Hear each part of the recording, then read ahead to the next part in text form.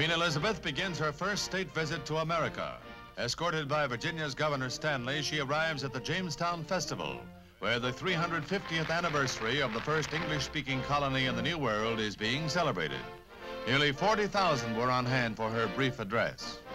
Mr. Governor, 350 years ago, the great American nation was born at this historic place.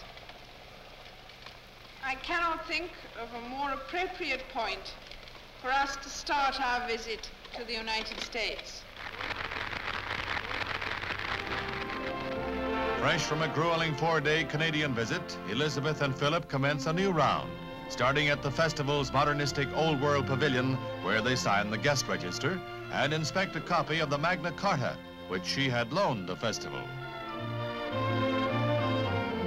Another Jamestown high spot for the royal visitors is James Fort, a stockaded cluster of reproductions of the first colonists' crude settlement.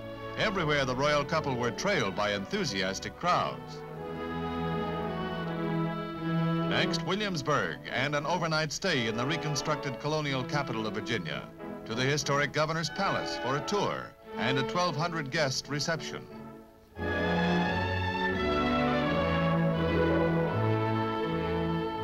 Winthrop Rockefeller, whose family financed the restoration of Williamsburg to 18th century elegance, is escort for the royal party.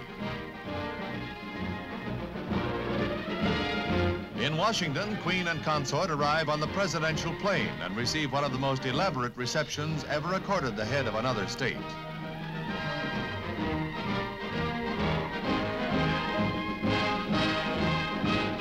Elizabeth, as titular head of 10 Commonwealth nations, traditionally close allies, and who herself charmed Washington as a princess 6 years ago, receives a welcome doubly warm. We've eagerly looked forward to your visit. We hope that you will find it agreeable and enjoyable, just as we will take great pleasure in it. But even more than the pleasure that your visit brings us, we're conscious of its importance because of its effect on strengthening the ties of friendship that bind our two countries together. During the 20-minute ceremony, all traffic at National Airport is halted until the dignitary-laden motorcade departs for the White House. Crowds estimated as high as 1 million line the flag-decked streets. Schools and government offices let out for the day.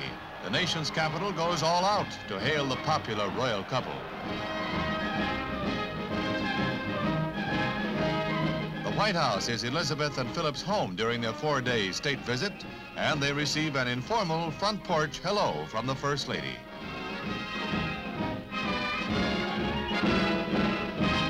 In a day of endless ceremony, the Queen and her prince seemed tireless, possibly cheered as much by the prospect of informal lunch with Ike and Mamie as by the popular enthusiasm their arrival roused, as great as that shown in Canada, a good omen for this Royal Anglo-American Goodwill mission.